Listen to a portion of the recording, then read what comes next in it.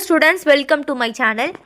So இந்த ஒரு வீடியோல 12th ஸ்டாண்டர்ட் வணிகவியல் ஆஃபைல் எக்ஸாமினேஷனுடைய ஒரிஜினல் கொஸ்டின் பேப்பர். ஸோ இந்த ஒரு வீடியோவில் நம்ம தமிழ் மீடியம் பார்க்க போகிறோம். So both Tamil medium and English medium ரெண்டு பேருக்கும் வந்து நாங்கள் கொஸ்டின்ஸ் பேப்பர் அப்லோட் பண்ணுறோம். ஸோ தொடர்ந்து பாருங்கள் ஸ்டூடெண்ட்ஸ், நல்லா படிங்க. ஸோ ஃபஸ்ட்டு பிரிவு 1ல் அனைத்து வினாக்களுக்கும் விடையாளியில் ஃபர்ஸ்ட் ஒன், வேலையை பல்வேறு சிறு பணிகளாக பிரிப்பதை டேஷ் என்பர். செகண்ட் ஒன், டேஷின் உதவியுடன் இலக்குகள் அடைக்கப்படுகிறது. தேர்ட் ஒன், மூலதன சந்தை டேஷை வழங்குவதில்லை. ஃபோர்த் ஒன், பண சந்தையின் முக்கிய பங்காற்றும் அமைப்பு டேஷ். ஃபிஃப்த் ஒன், நம்பிக்கையுள்ள ஊக வணிகர்கள் என்பவர் டேஷ். சிக்ஸ்த் ஒன், செபியின் தலைமையகம் டேஷ் ஆகும். செவன்த் ஒன், மனித வளம் என்பது டேஷ் ஒரு சொத்து. எய்த் ஒன், தேர்வு பொதுவாக ஒரு டேஷ் செயலாக கருதப்படுகிறது. நைன்த் ஒன், சந்தையிடுகையில் சந்தையிடுகையாளர் முதலில் தெரிந்து கொள்ள விரும்புவது என்ன. டென்த் ஒன், தூய சில்லறை விற்பனையாளர் என அழைக்கப்படுபவர். 11th ஒன், நுகர்வோரில் எனும் சொல் தோன்றிய ஆண்டு. 12th ஒன், நவீன சந்தையின் இறுதியான நோக்கம் டேஷ். 13th ஒன், இரண்டு முக்கிய வாணிப சூழல்கள் டேஷ் மற்றும் டேஷ் ஆகும். 14th ஒன், சரக்கு விற்பனை சட்டம் இயற்றப்பட்ட ஆண்டு. 15th ஒன், மாற்று முறை ஆவண சட்டம் 1881 பிரிவு 6 என்பதை பற்றி இயம்புகிறது.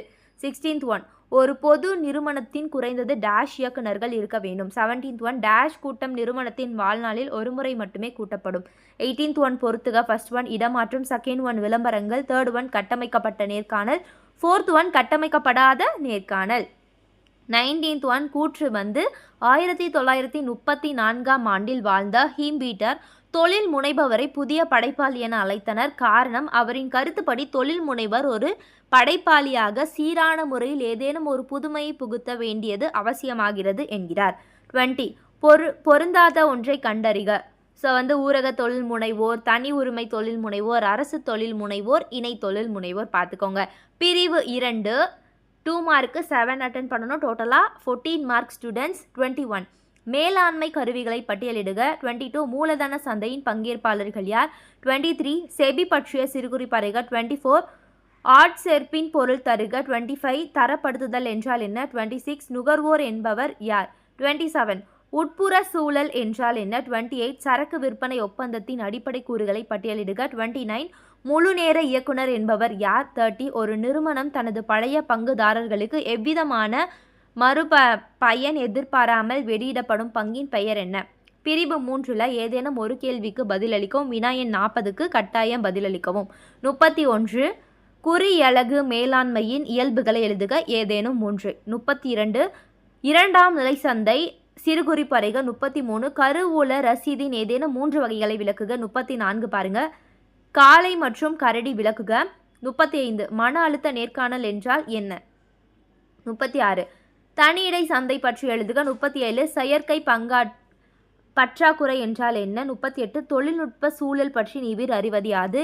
39 சிறப்பு தீர்மானம் என்றால் என்ன. 40 இந்தியாவின் பசுமை தொழில் மற்றும் சேவை தொழில் அமைவதற்கான 2015ஆம் ஆண்டு துவங்கப்பட்ட திட்டத்தின் பெயர் என்ன.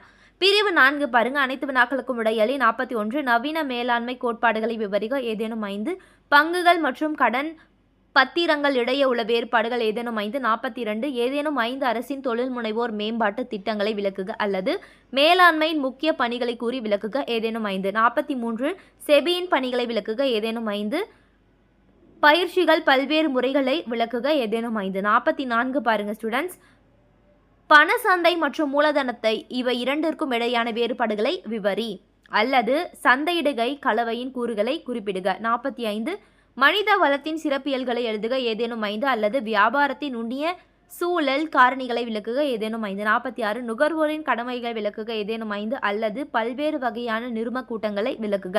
47 காசோலை மற்றும் மாற்று சீட்டுகளை வேறுபடுத்துக அல்லது பணிசார் தொழில் முனைவோரின் தன்மை விவரிக. அவ்வளோதான் ஸ்டூடெண்ட், சூப்பராக படித்து நல்லா மார்க் வாங்கலாம். ஸோ இது போல் எல்லா சப்ஜெக்ட்டும் நீங்கள் வந்து கண்டினியூஸாக பார்க்கணும் அப்படின்னா என்ன பண்ணணும், நம்மளுடைய சேனலை மறக்காமல் சப்ஸ்கிரைப் பண்ணிக்கோங்க. ஸோ தொடர்ந்து பாருங்கள், நல்லா படித்து நல்லா எழுதுங்க. Thank you, bye bye students.